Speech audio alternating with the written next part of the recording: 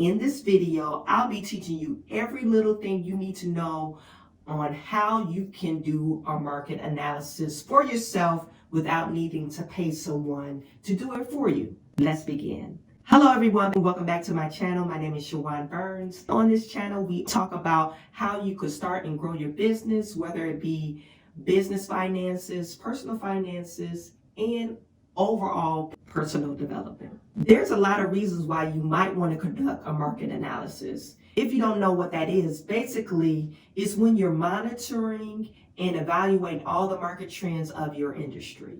It's a thorough assessment of the overall market. You have to make assessments like who are your potential customers, what your potential customers' buying habits are, how large your target market is, how much the customers are willing to pay for your product, and who your main competitors are. I'll go more into detail about all this, but this is just a short summary. So when should you run a market analysis? Well, that's really all up to you. Think really carefully about if you really need to spend resources on conducting a market analysis before you actually do one. In many cases, especially a very, very small business, you really don't need one. But if you expect to grow your business and have a high growth rate, it suddenly becomes a need. That's why in the first step of doing your market analysis is to figure out what you need from the market analysis to help you need to grow your business. Do you need more market share to grow your business? Are your competitors too strong or weak? Do you feel like you could charge your customers more and they would still pay for your product? If any of these questions are coming in the way of your business, you should start the whole process of doing a market analysis.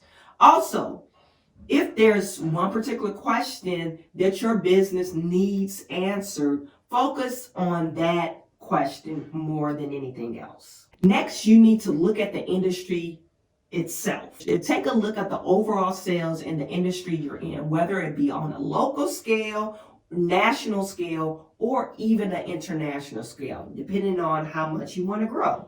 You need to know just how the industry is performing right now, but it also will help you perform in the future. You can do this by taking a look at the past projection and how they were met and comparing them with future projections. And thankfully, you don't need to start from scratch, since there's abundance of information that's already available online in newspapers and journals. It is important that you get all the information from reputable sources.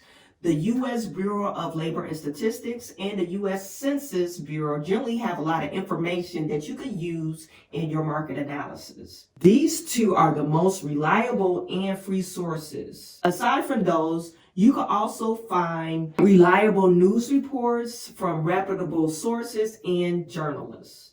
There are also a lot of trade journals and market surveys in the public domain that you can use yourself. You should only do research from scratch, primary research, when you absolutely need to. Example, if you have a new product that's never existed before. You should always use the information that's already available to you. Taking a look at the industry will also help you get an idea how large your competitors are, what advantages they have over your business, and what advantages you can have over them. Competition is something that many small businesses tend to undermine, and the only businesses that actually succeed are the ones that know their competitors. You need to know every single competitor that directly or indirectly poses a threat to your business. List all your competitors down, analyze them, their past performances,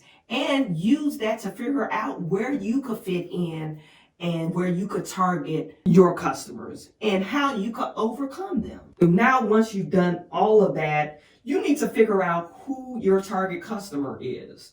Not everyone in the world is your target customer. Not everyone is going to buy your product. For example, Barbie. Does Barbie target to 40-year-old men? No, they don't. They target to little girls.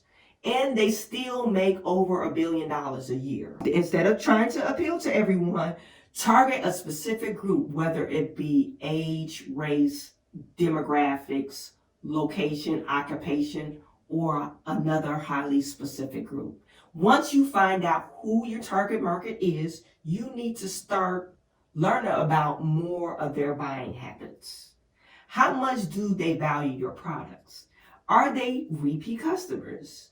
Do they help branch your product out to other groups? This is really the hardest part of your market analysis, but it is the most important one, especially if you're preparing a business plan. And now, before we move any further, I want to talk about the SWOT analysis for a minute. The SWOT analysis takes a piece of a business data and sees the strengths, weaknesses, opportunities, and threats that poses to your business. You can conduct a SWOT analysis just about on anything, whether it be a product or whether it be a competitor's performance. Now that you have all the information you need to know about the SWOT analysis, it's time to use the data and actually conduct your own SWOT analysis on everything. Using that, you'll be able to figure out how your business could grow and have an edge over your competition. You also could figure out what is holding your business back. You could avoid mishaps in your business, or even if your business idea is even feasible or not.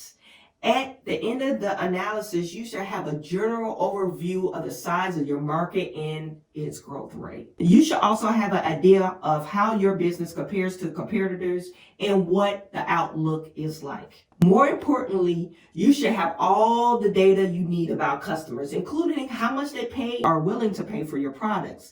Since this is more important and specific, you shouldn't shy away from doing the primary research on your customers specifically. Offer them discounts on filling out surveys, or just keep track of their buying trends after they buy your own product. The final and most important step is to use the analysis and put it to work. Up until now, you gather all this data and seen what you can do with it, but the real fun begins when you actually put it to some use. Your business plan from now on should strictly follow the findings of what you learned in your market analysis. Market conditions is always changing, so things probably won't turn out exactly how you planned them or predicted them, but it will give you a general idea of how things might turn out. There are countless benefits of doing a market analysis. Firstly, it goes far more in detail than just regular market research. It's pretty much the natural next step you take after doing the market research. And if you do market research by itself, it's pretty useless. By conducting a market analysis, you're basically bringing some sort of value to your research you've done. It's not even all the difficult or time consuming. It's probably the least time consuming part of the whole ordeal.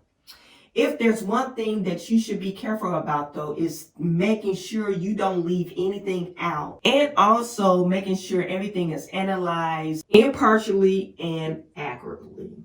This is because the documents you prepare aren't to just boost your ego or anything like that. It's mainly used to get the investors on board with your business. In my last video, we talked about building a business plan, and now we're talking about marketing analysis. And really, we want to make our plan and do our market analysis on to get financing for your business. If I'm an investor and see a well-prepared market analysis of your business, they'll have all the information they need in the palm of their hands. It'll give them incentive to invest in your business, as long as you could prove that all your data is reliable. You could also run a market analysis through a couple of market experts for a small fee. They'll not only verify all your findings, but they'll also certify your work, which means investors won't have to worry about if your information is reliable or not. The same can be said for banks and lenders. Banks and individuals will only loan you money if they think you're able to pay them back. Thankfully, with a good market analysis, banks will feel more confident in loaning you money, knowing that you actually have a plan of what you want to do with the money. With all that being said, it would be a no-brainer to start analyzing your market for your business plan, if you have one right now. The first step is always to make an actual business plan, and the second step is to conduct some market research. Only after you've done these first steps, you can start analyzing the market. Because before that, there's not really a lot for you to analyze. But trust me, once you eventually get there, your business is going to be a lot more stable. So that's a wrap for market analysis. What are your secret tips of doing a market analysis? And if you're planning to do a market analysis on your business, let me know in the comments. Always don't forget to like this video. It helps me with the algorithm, and subscribe to my channel if you like more videos like this. I am sending all my good to you. I will talk to you soon.